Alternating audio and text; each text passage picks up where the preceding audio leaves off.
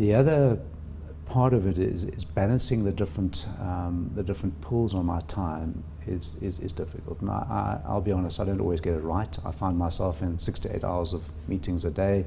Probably is not ideal. Try and have a little bit of an open door policy where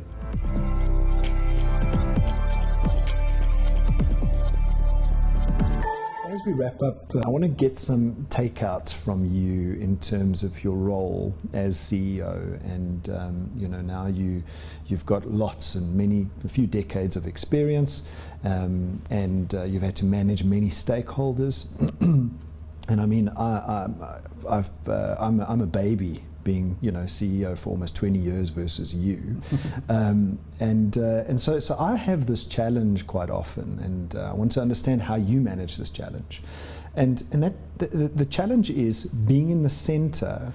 You have staff pulling on you as a stakeholder.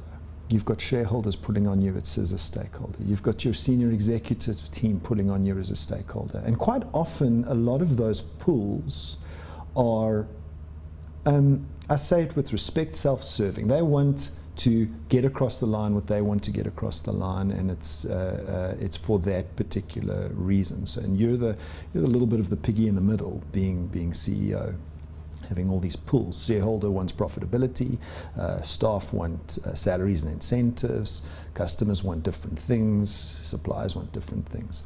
How do you manage that pull on your time, on your energy, and in your role? With difficulty. That's a good question. I think the one answer is that I've tried to create over the last few years a team that has a company-wide perspective. It didn't always used to be like that, and I can honestly say head of our manufacturing operations in Durban has a really good understanding of the other functions in the company. Okay. Transparency. Head of our sales understands and appreciates the challenges in Durban and the production operations. Our corporate roles have spent a lot of time across all the different functions, so that there's a bigger level of capacity that can deal with the company-wide issues. I think that's important, and we're big enough that I've been able to do that. And I think that's really important. So I really enjoy working with the team, and I know they've got my back, and I know that they know that they can rely on me.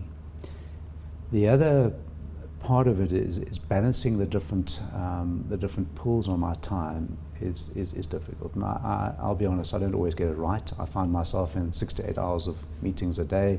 Probably is not ideal. Try and have a little bit of an open door policy where people really need to see me, I want to be available. So sequencing the priorities, I think, is the key trick. What are the big projects? What are the big picture issues? Am I spending enough time on those? And then try and let the rest of the team deal with the other things. And just spending time with the team that report directly to me, enough time with them, I think is really important. Otherwise you end up with gaps. It's not easy. There are times when I wonder if I did the right thing. But at the other side of the coin, it's really rewarding. I think I'm making a difference. I get up in the morning wanting to do the job because I think I can make a difference, and I want to not just make a difference in South Africa, but in South Africa. And as my vision started to grow to saying, well, what can we do with the communities around us? What can we do for the country? How do we add value? How can our corporate citizenship role enlarge?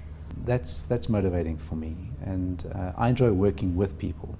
Yes. I don't like the video conference meetings. I want to be face to face, and I get a lot of energy out of that. I get energy out of people. You and I are exactly the same. This work from home thing just doesn't work for me. Actually, I find it quite stressful. I find it more stressful. Search AutoTrader.